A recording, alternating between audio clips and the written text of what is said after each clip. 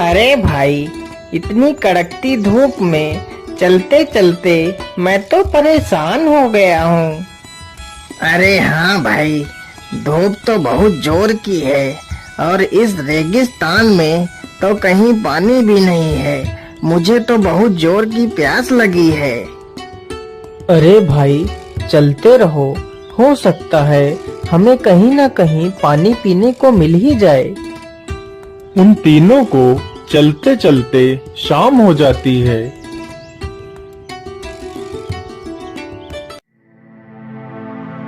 अरे भाइयों, अब तो रात हो गई है, हमें यहीं पर रुक जाना चाहिए।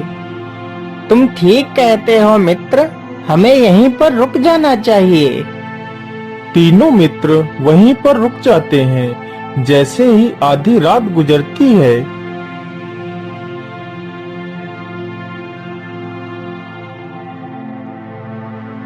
अरे मित्र, उधर तो देखो, वहाँ पर कोई वस्तु चमक रही है। चलो चलकर देखते हैं। अरे हाँ हाँ, मुझे लगता है या तो कोई चमकदार वस्तु ही है। चलो चलकर देखते हैं। नहीं मित्र, हमें इतनी रात्रि में यहाँ से कहीं नहीं जाना चाहिए।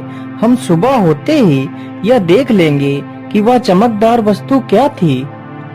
अरे मित्र, तुम इतना डर क्यों रहे हो? हम तो तीन हैं, तो हमें डरने की आवश्यकता नहीं है। चलो हम लोग चलकर देखते हैं।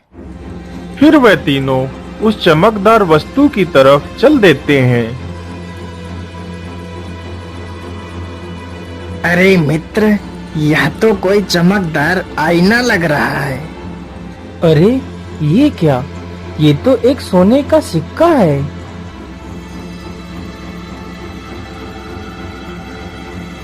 अरे हाँ मित्र, यह तो एक सोने का सिक्का ही है।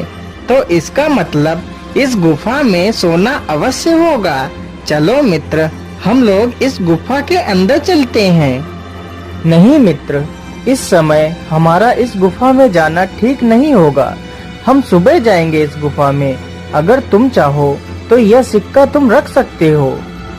तेज प्रताप उन दोनों को अंदर जाने से रोकता है, लेकिन वह दोनों बहुत ही लालची थे। फिर वह तीनों वापस लौट आते हैं।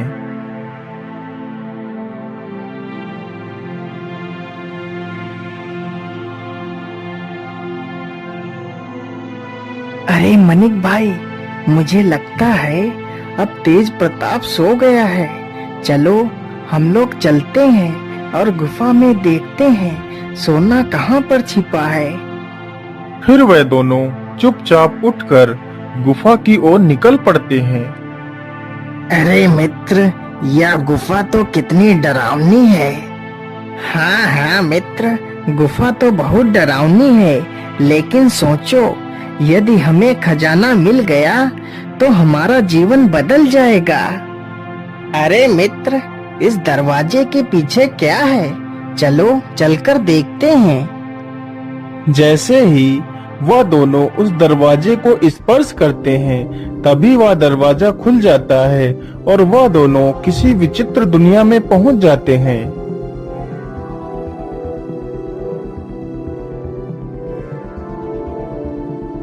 कौन हो तुम दोनों? कहीं तुम दोनों पृथ्वी लोक से तो नहीं आए हो?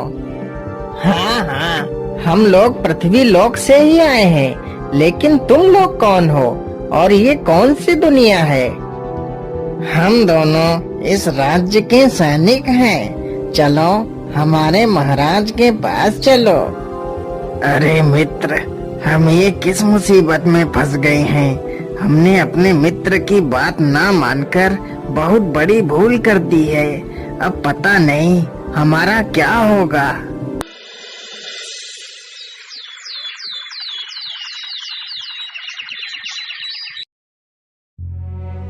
अरे ये दोनों कहाँ गए? कहीं वह दोनों गुफा में तो नहीं चले गए? चलो चलकर देखता हूँ।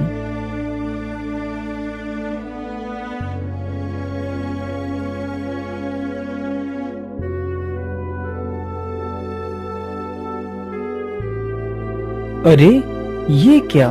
ये दरवाजा कैसा? इस पर तो कुछ लिखा भी है, लेकिन या तो किसी दूसरी भाषा में लिखा हुआ लगता है। अरे ये क्या लिखा हो सकता है? ये दरवाजा एक विचित्र दुनिया में ले जाएगा।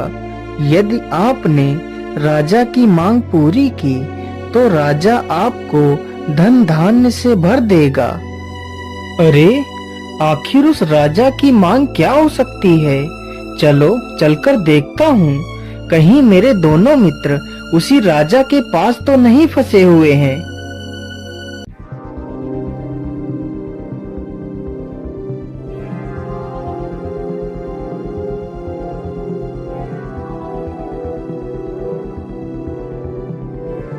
अरे आप लोग कौन हैं?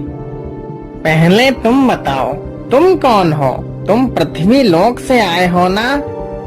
हाँ, मैं पृथ्वी लोक से ही आया हूँ, लेकिन आप लोग कौन हो? हम दोनों इस राज्य के सैनिक हैं। चलो हमारे महाराज के पास चलो।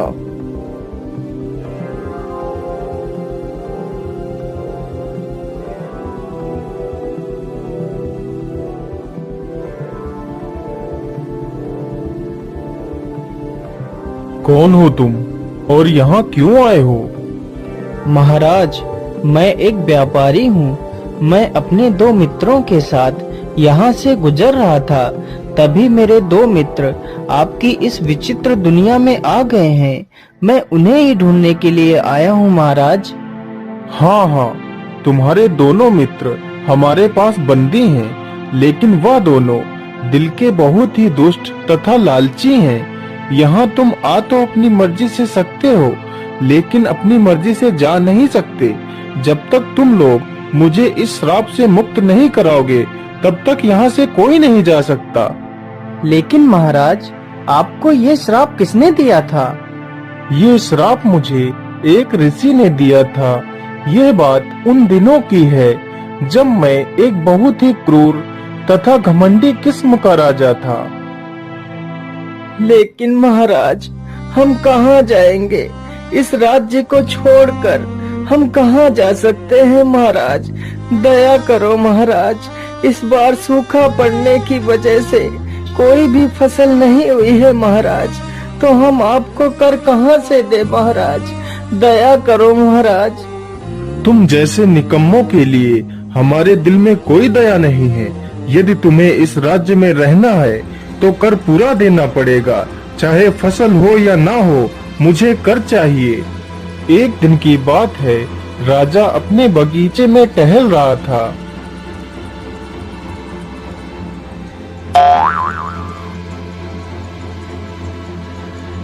अरे यह फल हमें किसने मारा है? किसकी इतनी हिम्मत हो गई कि वह मुझे यह जूठा फल फेंक कर मारे?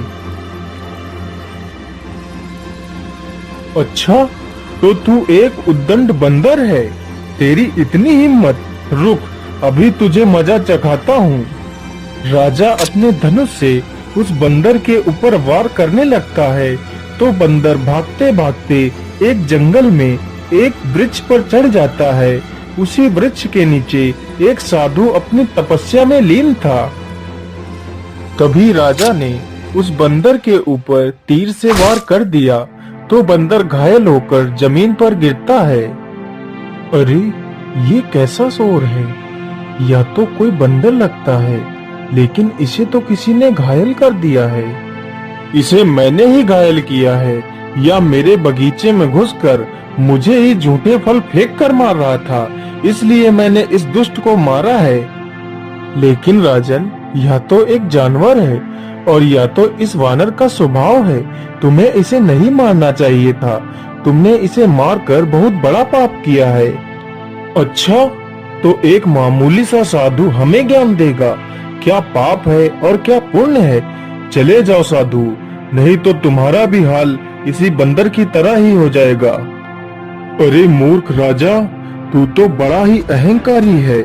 इस मासूम को मारकर तुझे इसका कोई आभास नहीं। मैं तुझे श्राप देता हूँ। जिस अहंकारी मुख से तू इतने कटु वचन बोल रहा है, तेरा यह मुंह वानर का हो जाएगा और तू और तेरा राजमहल एक विचित्र दुनिया में खो जाएंगे। क्षमा महात्मन, क्षमा, मुझे क्षमा कर दीजिए महात्मन, मुझसे बहुत बड़ी भूल हो गई। मैं अपने राजस्व में आकर बहुत अहंकारी और बहुत ही क्रूर हो गया था, परंतु मुझे माफ कर दीजिए, मेरी भूल का आभास हो चुका है। मुझे इस वानर वाले सिर से मुक्त कर दीजिए बाबा, अब मैं जीवन में कोई पाप नहीं करूँगा। हे अभिमानी राजा, मैं अपना श्राप वापस नहीं ले सकता, लेकिन जिस दिन कोई पृथ्वी लोक का नेक दिल इंसान तेरी इस विचित्र दुनिया में आकर तुझे स्पर्श करेगा तो तेरा ये श्राप टूट जाएगा और तू वापस अपने वास्तविक रूप में आ जाएगा। तब से लेकर आज तक हमारा ये राज्य इस गुफा में ही समाया हुआ है, लेकिन यदि तुम एक नेक दिल इंसान हो तो तुम्हारे स्पर्श करने से मैं वापस अपने वास्तविक रूप में आ जाऊंगा और अपने पृथ्वी लोक पर वापस लौट सकूंगा। यदि तुमने मुझे ठीक कर दिया तो मैं तुम्हें इतना धन दूंगा कि तुम्हारी 7 पुश्तें बैठकर खाएंगी। ठीक है महाराज, लेकिन मुझे आपके धन की कोई लालसा नहीं है।